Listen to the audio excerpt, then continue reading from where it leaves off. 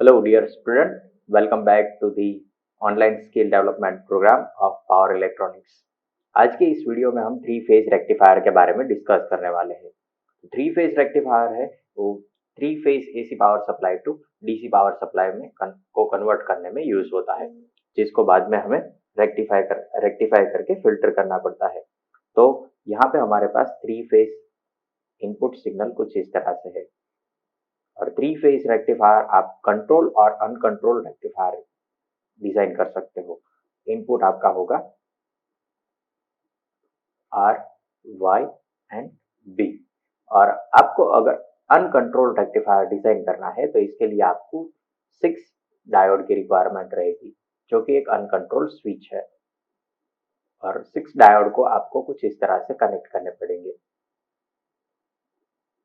इसे हम बोलेंगे दो डायोड की एक लिंक। इस तरह के आपको 3 लिंक चाहिए, जिसमें इंडिविजुअल एक एक फेस अटैच होगा। ओके, तो यहाँ पे मेरे पास और एक लिंक है और ये हो गई थर्ड वन लिंक। ओके, और हम क्या करेंगे, जो भी हमारे पास आर वाई बी फेस है वो इस इंडिविजुअल लिंक से कनेक्ट कर देंगे।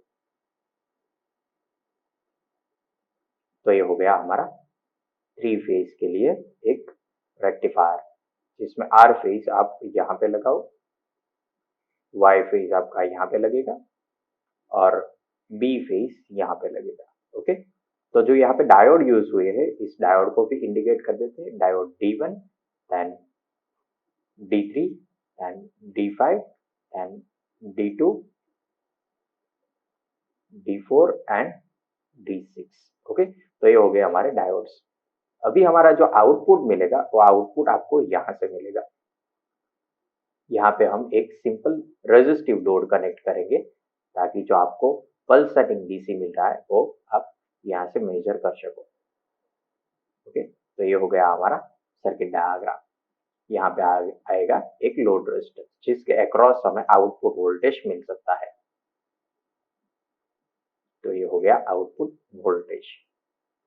अभी ये वर्क कैसे करेगा, जो हमारा थ्री फेज इनपुट सप्लाई है उस थ्री फेज इनपुट सप्लाई के लिए अगर मैं वेवफॉर्म ड्रॉ करूं तो आपका थ्री फेज का वेवफॉर्म कुछ इस तरह से आएगा। यहाँ पे मैं ड्रॉ करता हूं।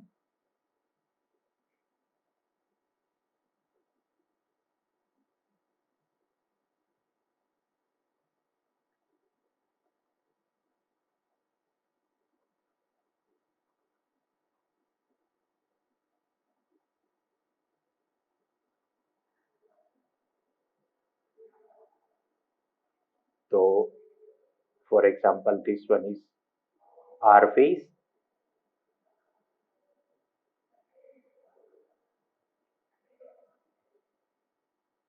तो for example this one is input power supply और यहाँ पे हमारे पास आर फेज है। यहाँ पे आपको मिलेगा वाई फेज कुछ इस तरह से, तो ये होगा आपका वाई फेज। यहाँ पे आपको मिलेगा बी फेज। ओके, तो ये हो गया हमारा इनपुट का सप्लाई।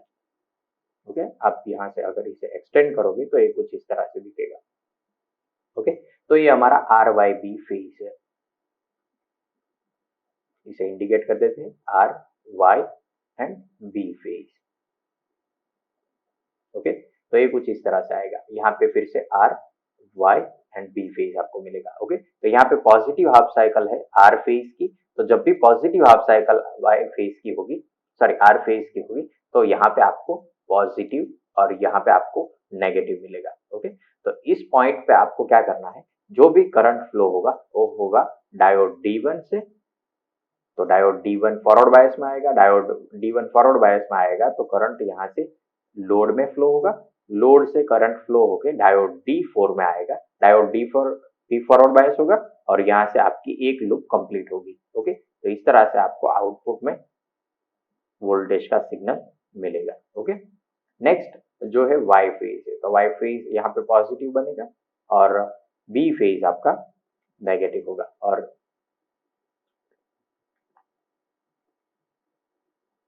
तो यहाँ पे आएगा आपका बी फेज। ओके, तो यहाँ पे क्या होगा, अभी वाई फेज जब पॉजिटिव होता है तो इसकी पोटेंशियल पॉजिटिव है तो करंट आपका यहाँ से फ्लो होगा, डायोड D3 फॉरवर्ड बायस में आएगा तो फॉरवर्ड बायस से लोड में करंट फ्लो होगा और जो करंट फ्लो होके यहाँ पे आएगा तो डायोड D2 फॉरवर्ड बायस होगा और इसकी वजह से लूप आपका कुछ इस तरह से कंप्लीट होता है। ओके, जिसकी वजह से आपको अगेन जो करंट मिल रहा है वो करंट आपको आउटपुट में पॉजिटिव से नेगेटिव ही मिल रहा है। यानी कि जब पॉजिटिव हाफ साइकिल है तभी आपको पॉजिटिव हाफ साइकिल में करंट मिल रहा था पॉजिटिव टू नेगेटिव लोड में।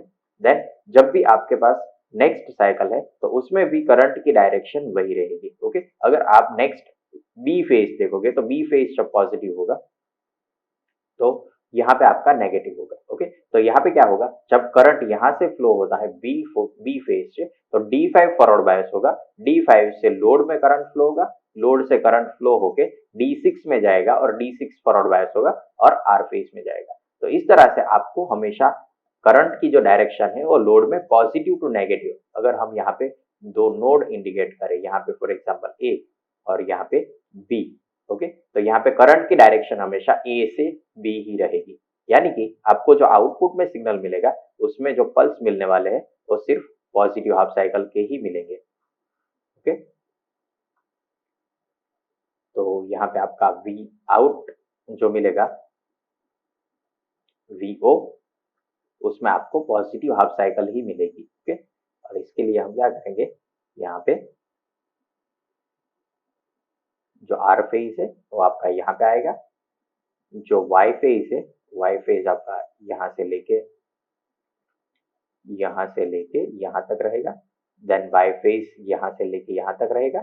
देन B फेज आएगा तो B फेज यहाँ से लेके यहाँ तक और फिर से Y फेज R फेज आएगा तो R फेज यहाँ से लेके यहाँ तक। ओके, और जो आपका आउटपुट सिग्नल रहेगा वो आउटपुट सिग्नल में आपको सिर्फ पल्सेटिंग DC मिलेगा। ओके, तो पल्सेटिंग DC कुछ इस तरह से मिलेगा आपको, ये R फेज की वजह से, यहाँ पे Y फेज, यहाँ पे B phase, again R phase. Okay, तो इस तरह से आपको R Y B again R Y B आपको इस तरह से आउटपुट में पल्स मिलेंगे। ओके, जो कि हम यहाँ पे अनकंट्रोल्ड रेक्टिफायर डिजाइन किया है, इसको P सिम से सिमुलेट करेंगे। ओके, अगर आपको इस आउटपुट वोल्टेज को कंट्रोल करना है तो यहाँ पे जो uncontrolled switches diode D1 D2 D3 D4 D5 D6 use की है, इसकी जगह पे आपको कंट्रोल स्विच यूज करनी पड़ेगी और कंट्रोल स्विच आप यहाँ पे SCR यूज कर सकते हो। तो आपका सर्किट डायग्राम कुछ इस तरह से बनेगा।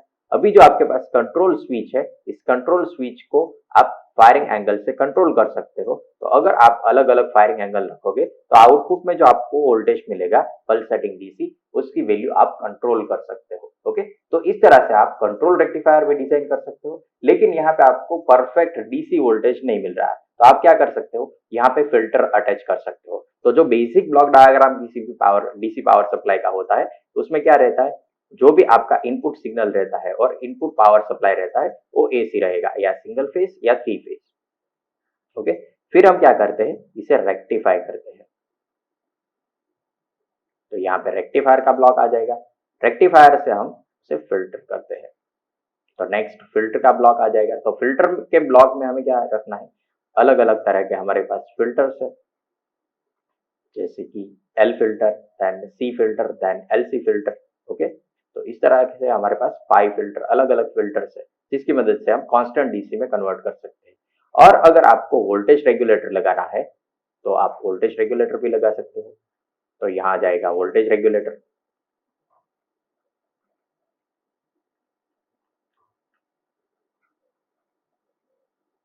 तो यहाँ पे आपको जितने DC वोल्टेज चाहिए उतने DC वोल्टेज मिल सकते हैं। ओके, यहाँ पे जो आपका वोल्टेज रहेगा वो AC सप्लाई रहेगा। और अगर आपको DC में वोल्टेज कम चाहिए तो इस AC वोल्टेज को आपको स्टेप डाउन भी करना पड़ता है। ओके, तो यहाँ पे एक ट्रांसफार्मर का भी ब्लॉक ऐड कर सकते हैं। AC पावर सप्लाई से जो रेक्टिफाई होकर आउटपुट आपको मिलेगा वो कुछ इस तरह से पल्सेटिंग DC मिलेगा। और इस पल्सेटिंग DC को अगर आप फिल्टर करोगे तो आपके पास जो सिग्नल मिलता है वो सिग्नल कुछ इस तरह से मिलता है। ओके, जिसमें थोड़ा बहुत फ्लक्चुएशन देखने को मिलेगा। और अगर आप वोल्टेज रेगुलेटर यूज करते हो तो वोल्टेज रेगुलेटर का जो आउटपुट होता है वो इस तरह से कांस्टेंट DC वोल्टेज मिलता है। जो आपकी रिक्वायरमेंट के अनुसार हो सकता है। ओके, तो इस तरीके से हम एक कंट्रोल या अनकंट्रोल रेक्टिफायर 3 फेज में डिजाइन कर सकते हैं।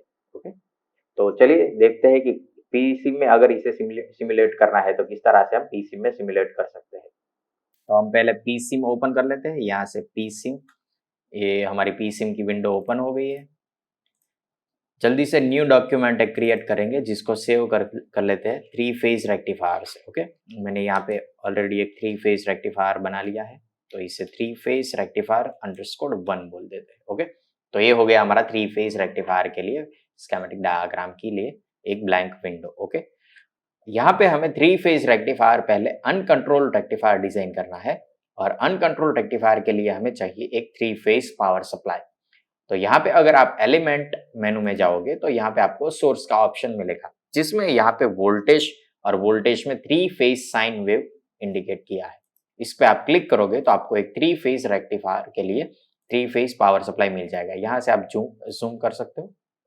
ओके, तो ये कुछ इस तरह से आपको देखने को मिलेगा, जिसमें 3 फेज पावर सप्लाई यहाँ पे है। ओके, यहाँ पे हमें एक ग्राउंड कनेक्ट करना पड़ता है, तो यहाँ से वायर की हेल्प से आप इसे कनेक्ट कर सकते हो। ओके, और हमें 3 फेज अनकंट्रोल्ड रेक्टिफायर के लिए 6 अनकंट्रोल्ड स्विचेस चाहिए। तो यहाँ पे आपको डायोड का सिंबल दिया गया है, यहाँ पे आप डायोड यूज कर सकते हो। अगर आप राइट क्लिक करोगे तो ये रोटेट होएगा।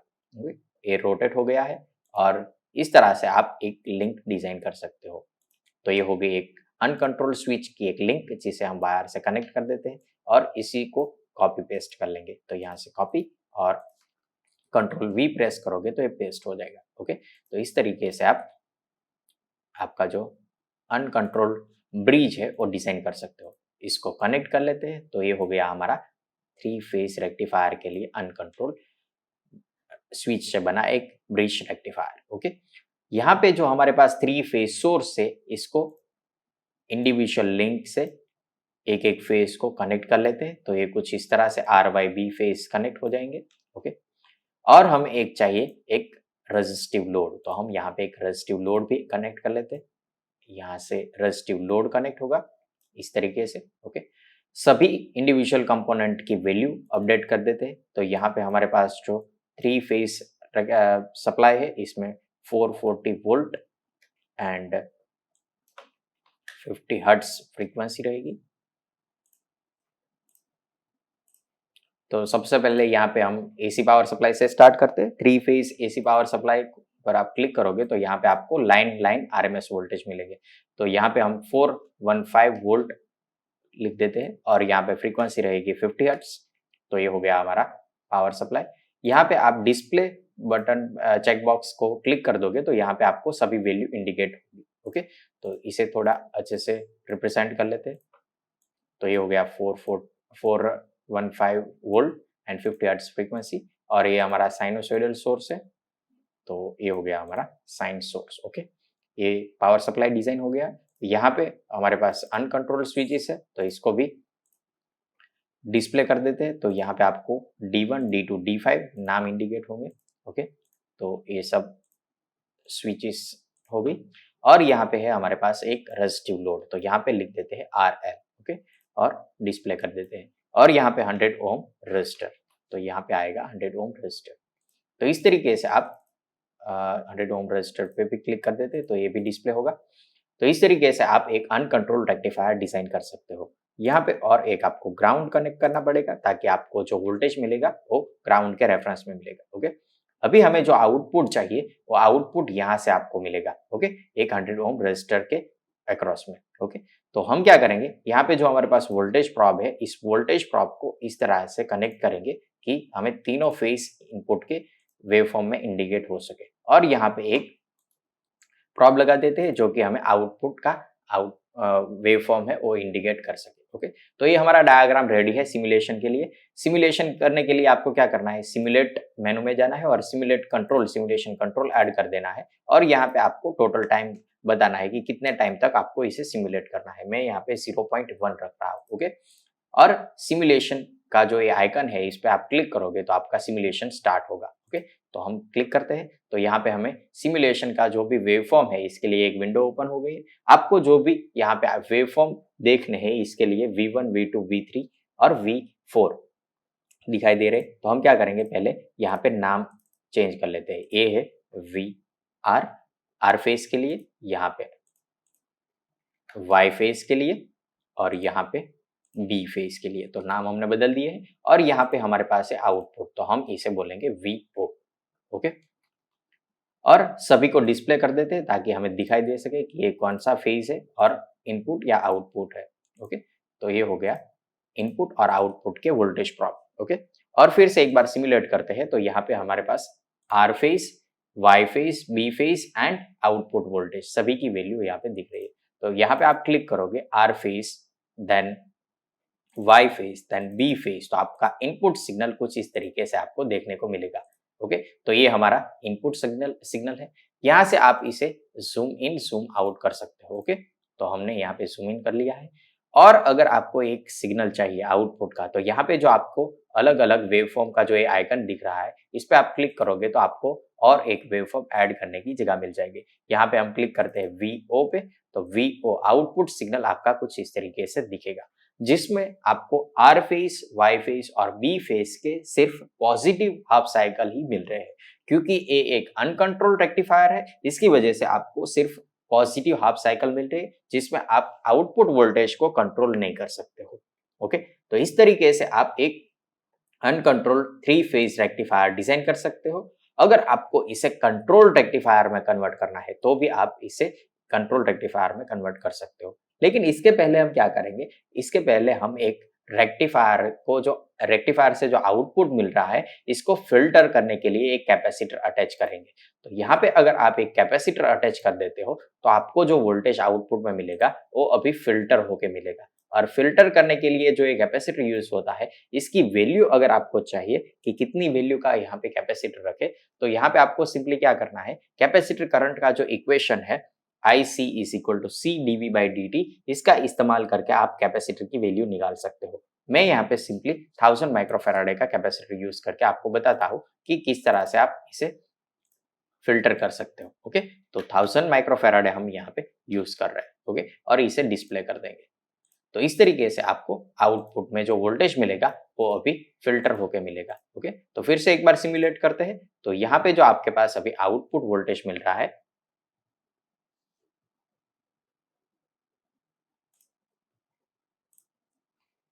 वो कुछ इस तरह से इंडिकेट हो रहा है, जिसमें आपके पास जो आउटपुट वोल्टेज है वो अभी 320 टू 340 तक आपको फ्लक्चुएट होते हुए दिख रहा है। ओके, तो इस तरह से आप कैपेसिटर को एक फिल्टर के फॉर्म में यहाँ पे अटैच करते हो तो आपको जो आउटपुट मिलेगा उस आउटपुट में जो पल्सेटिंग डीसी था उसमें से कुछ फ्लक्चुएशन वाला कांस्टेंट डीसी आपको आउटपुट वोल्टेज मिल सकता है।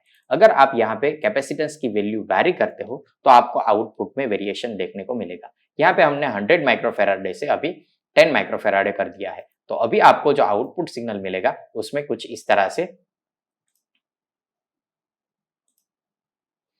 पल्सेटिंग डीसी फिर से देखने को मिलेगा, जिसमें अभी हमारे पास जो वोल्टेज है वो 170 से लेके 340 तक फ्लक्चुएटिंग हो रहा है। ओके, अगर आप इस कैपेसिटेंस की वैल्यू इंक्रीज करोगे तो ये जो फ्लक्चुएशन है वो फ्लक्चुएशन थोड़ा कम होगा। तो यहाँ पे हमने चेंज किया तो अभी हमें फ्लक्चुएशन 240 टू 340 तक मिल रहा है। अगर हम और भी इस कैपेसिटर की वैल्यू चेंज करेंगे तो आपको वोल्टेज है वो बहुत ही ज्यादा स्टेबल या कम फ्लक्चुएटिंग देखने को मिलेगा। तो अभी हमारे पास जो आउटपुट वोल्टेज है इसके वेव फॉर्म में 330 टू 340 तक आपको कांस्टेंट और फ्लक्चुएटिंग, थोड़ा सा फ्लक्चुएटिंग आउटपुट वोल्टेज मिल रहा है। ओके, अगर इसे आपको परफेक्ट कांस्टेंट डीसी में कन्वर्ट करना है तो आपको कैपेसिटर की वैल्यू इस तरह से डिजाइन करना पड़ेगा कि आपको आउटपुट वोल्टेज कांस्टेंट मिल सके, या फिर आप यहाँ पे एक वोल्टेज रेगुलेटर भी यूज कर सकते हो। ओके, तो इस तरीके से हम एक अनकंट्रोल्ड रेक्टिफायर डिजाइन कर सकते हैं। अगर आपको इससे कंट्रोल रेक्टिफायर में कन्वर्ट करना है तो आप कंट्रोल रेक्टिफायर भी डिजाइन कर सकते हो। तो यहाँ पे हम एक बार कंट्रोल रेक्टिफायर भी बना के देख लेते हैं। तो कंट्रोल रेक्टिफायर के लिए हम क्या करेंगे, यहाँ पे जो हमारे पास पावर का सोर्स का जो विंडो है इसमें से हम 3 phase reactive power supply use कर लेंगे। 3 फेज पावर सप्लाई को ग्राउंड से कनेक्ट कर लेते हैं। तो ये हो गया हमारा ग्राउंड। और 3 फेज कंट्रोल रेक्टिफायर बनाने के लिए हम यहाँ पे थायरिस्टर यूज करने वाले हैं, जो कि जो अनकंट्रोल्ड डायोड था उससे रिप्लेस होगा। ओके, तो ये हो गया हमारा 3 फेज रेक्टिफायर के लिए 6 कंट्रोल स्विचेस, और इन सब को हम कनेक्ट करेंगे 3 फेज पावर सप्लाई से।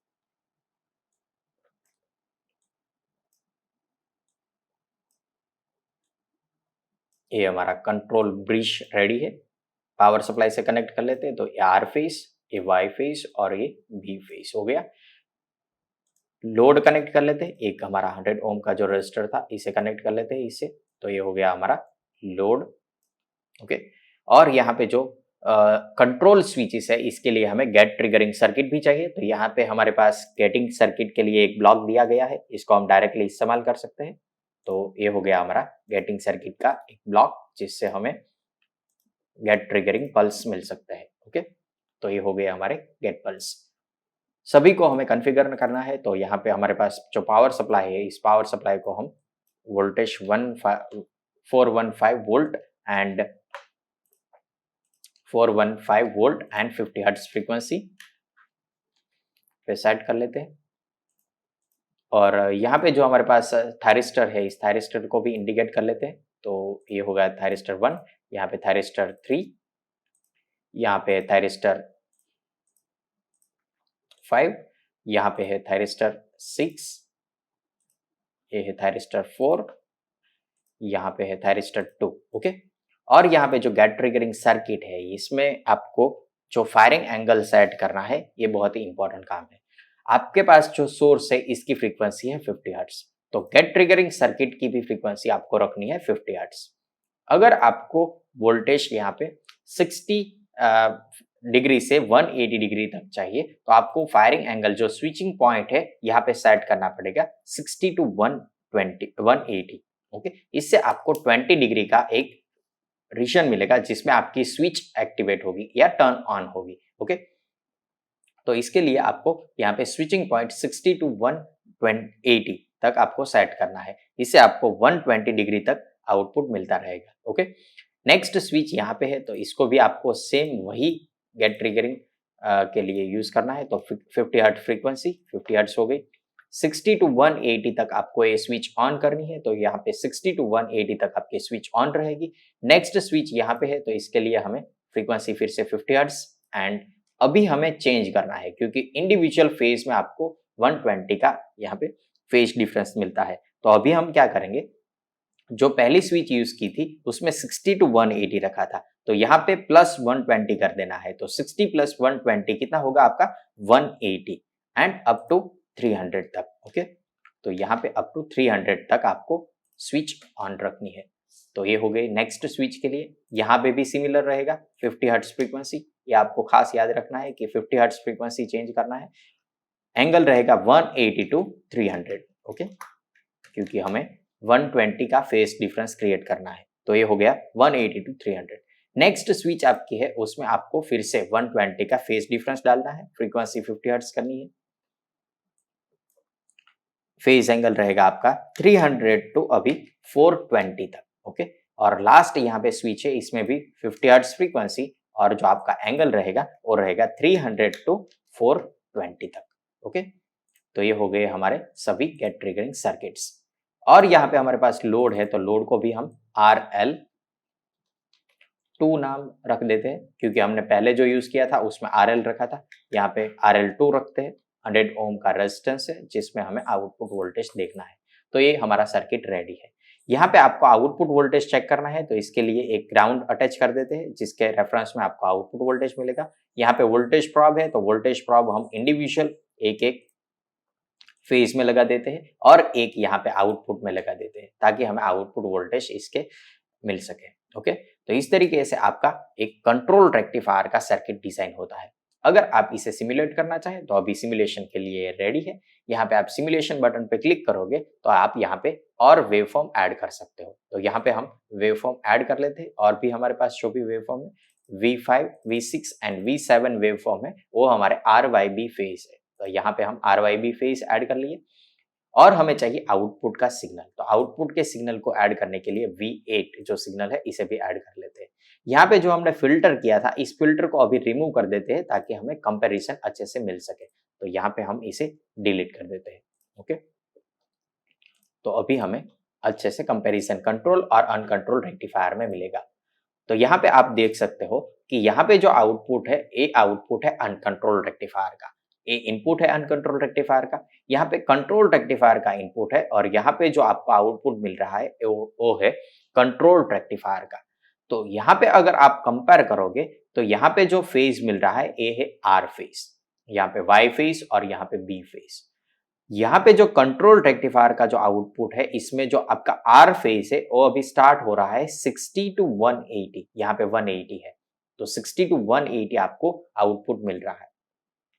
आपका वाई फेज है वो अभी 180 to 300 तक आपको आउटपुट मिल रहा है। ओके, तो यहाँ पे जो क्लिप हो रहा है वो कंट्रोल स्विच की वजह से हो रहा है। जो आपका 60 डिग्री का क्लिप है वो आपको कंट्रोल स्विच दे रहा है। अगर आप इस कंट्रोल स्विच को अलग अलग फायरिंग एंगल पे सेट करते हो तो आपको जो यहाँ पे कंट्रोल आउटपुट मिल रहा है इसको आप अलग अलग वैल्यू पे सेट कर सकते हो। ओके, तो यहाँ पे हमने 120 का रीजन रखा था जिसके लिए कोई इंडिविजुअल स्विच है वो कंडक्ट हो रही थी 120 डिग्री के लिए।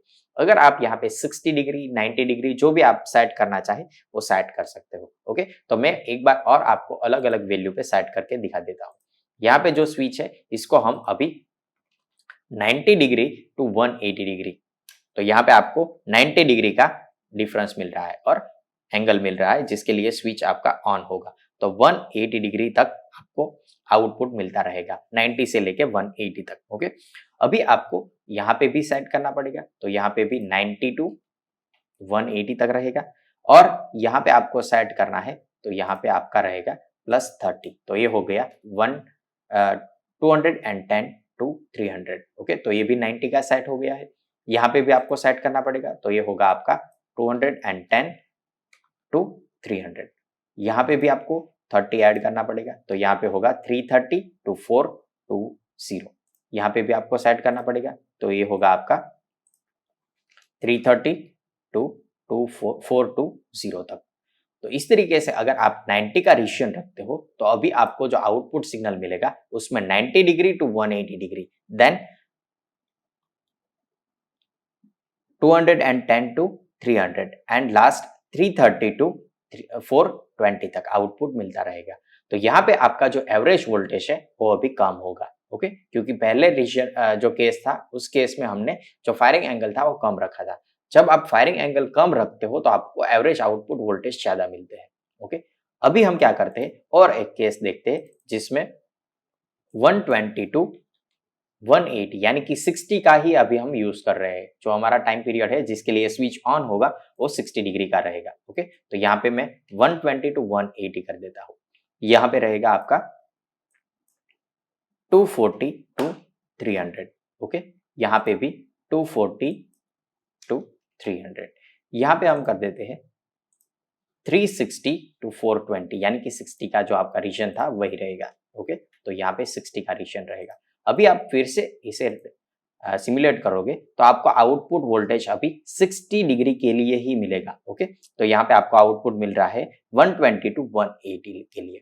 ओके, इसी तरीके से आपको अलग अलग फेज में 60 डिग्री के लिए स्विच ऑन होगा तो एवरेज आउटपुट वोल्टेज आपको कम मिलेगा। इस तरीके से आप कंट्रोल स्विच का इस्तेमाल करके आपको आउटपुट वोल्टेज को कंट्रोल करना है तो आप कंट्रोल कर सकते हो। और अगर आपको इसे फिल्टर करना है तो यहाँ पे आप कोई भी फिल्टर यूज करके आपको जो कांस्टेंट डीसी चाहिए उस कांस्टेंट डीसी में कन्वर्ट कर सकते हो। ओके, तो यहाँ पे हमने सिंपली एक रेजिस्टिव लोड के लिए 3 फेज कंट्रोल और अनकंट्रोल रेक्टिफायर की डिजाइन बनाई है। इसी तरीके से आप इंडक्टिव लोड के लिए भी डिजाइन कर सकते हो। तो नेक्स्ट वीडियो में हम फिर से किसी और एक पावर कंट्रोल स्विच के पावर इलेक्ट्रॉनिक्स सर्किट पे सिमुलेशन देखेंगे कि किस तरीके से हम पी सिम का इस्तेमाल करके पावर इलेक्ट्रॉनिक्स सर्किट को सिमुलेट कर सकते हैं। ओके।